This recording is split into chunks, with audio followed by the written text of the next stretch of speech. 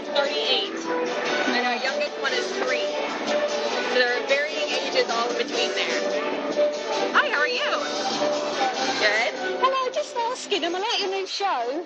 I just worry that they're not kept here at the night time, are they, the whales? They have 7 pools that they can be in all throughout the day. So this is just one of them. Then we have 2 more in the back, another 3 in the back, and another one. Do you think these pools are big enough? Because to me, they look tiny. And in the wild, I understand whales can swim up to 100 miles a day.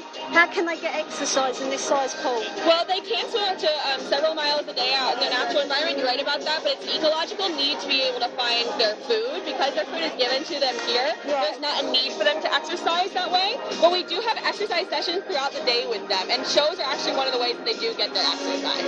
But I understand you give them jelly. Jello, yes. Is that because the frozen fish dehydrates them? No, it's actually more like a fun thing for them. It's called enrichment, so they can have it in several different forms throughout the day, and a lot of, especially our juveniles, seem to really enjoy that. But do they get jelly in the wild then?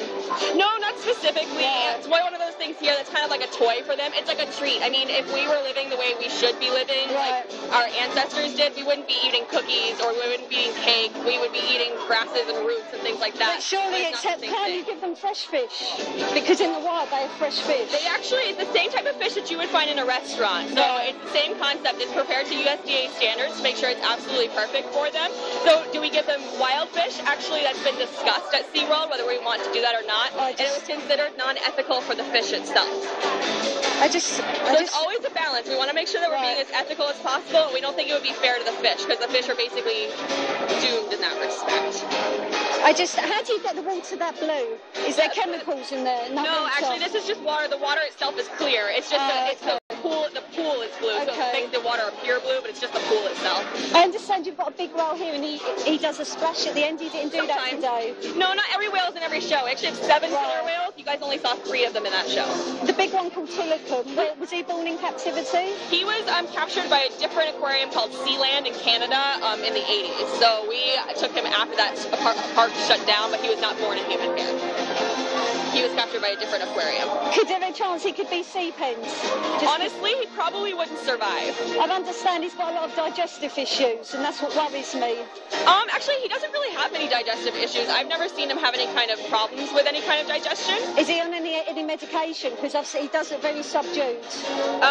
He wasn't in this environment during that show, so to be able to see him, I don't know how you would have seen him. In the third pool back, is that the medical pool at the back there? The one that's right over here? Not the second one, the third one. The third one? Yes. That is a medical pool, but he right now doesn't have access to that pool. He's in a different pool with his grandson, so I don't know if you saw him or saw his grandson. After Dawn died, does he get interaction with the trainers now? Yeah, all the time. Are you guys allowed to touch him? Yes. You are allowed? Yes, we are. Okay. But I do think personally, because of him, captivity is going to end. 15 years, all this will be ended. You know, that may be true. I hope not for the sake of the animals, but that may be true. What about inbreeding? We actually try really hard not to have any kind of inbreeding. We actually have a really successful breeding program, and we were actually the pioneers in artificial insemination with killer whales as well. Do you think that's natural, though, doing an artificial insemination with a whale? Artificial insemination natural within humans?